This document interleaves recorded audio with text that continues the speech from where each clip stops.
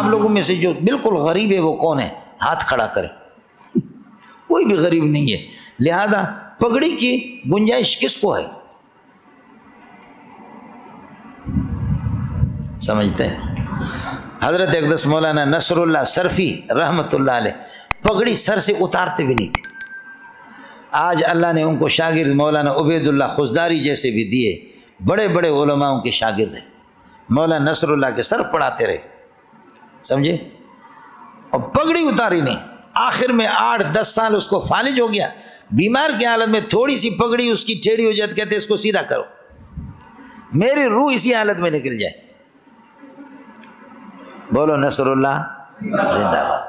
اس لیے ساتھی اس کا اہتمام کر لیں, سمجھے. ابھی گرمی ہے, 1-2 دن اگر صبر کرے لیکن کر لو, اچھی بات ہے, سمجھے. میں نے آپ کو بتایا کہ ایک عالم کے پاس میں گیا, میں نے ختم بخاری کرایا وہاں.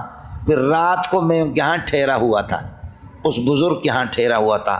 رات کو 3 بجے, سردی کی رات تھی, سردی تھی, 3 بجے اٹھا, میں نے نماز پڑھی, 6-8 رکعتیں میں نے پڑھی.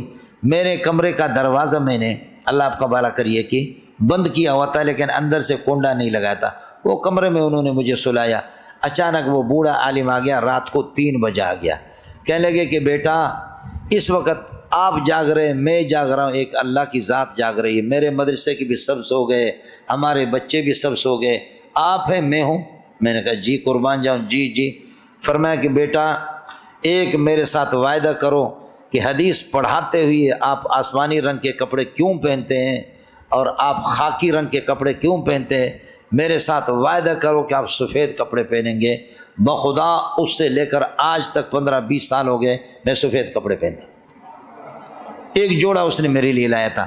دوسرا ایک گولڈن رنگ کی ایک گھڑی تھی میری, سمجھے, جو راڈو گھڑی ایرانیوں نے دیا تھا مجھے.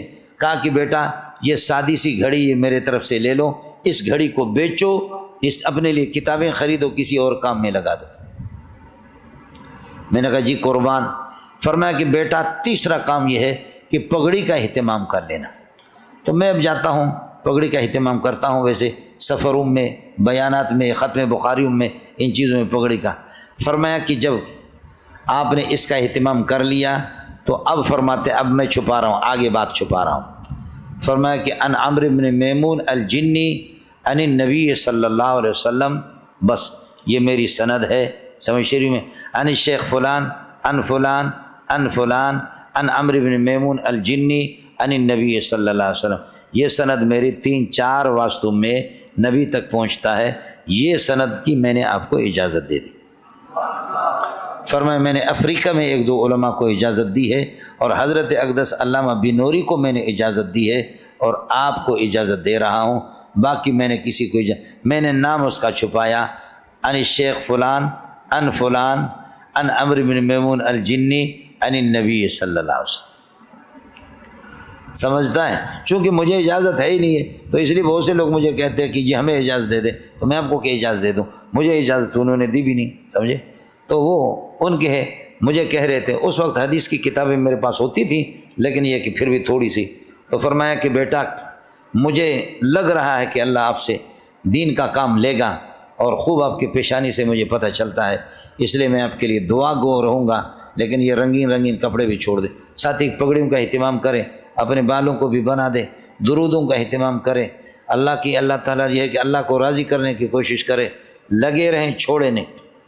سمجھ شریف میں غبی محنتی کبھی ناکام نہیں رہا, ذکی بغیر محنت کے کبھی کامیاب نہیں رہا. آئے بولو زکریا زندہ باد, بولو غبی محنتی کبھی پیچھے نہیں رہا, ناکام نہیں رہا.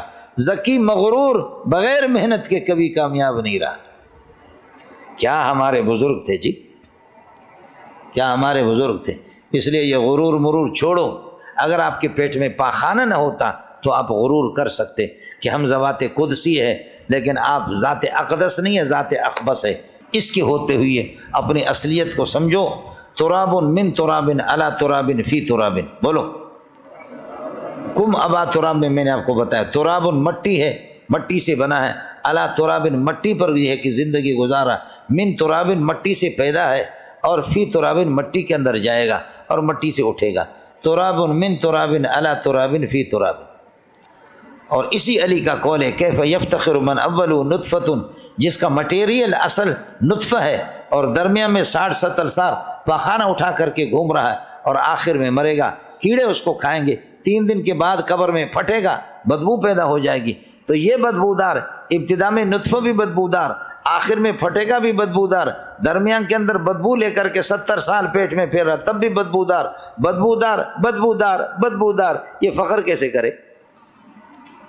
بدبودار بدبودار بدبودار، 3 زندگیاں ہو گئی، نطفہ بھی بدبودار اور درمیان میں جوان ہو گیا 60-70 سال تب بھی بدبو لے کر کے پھر رہا، پھٹے گا آخر میں بھی بدبودار بدبودار بدبودار بدبودار۔ اس لیے ساتھی اپنے آپ کو مقام کو سمجھو اور اپنے اصل کو سمجھو۔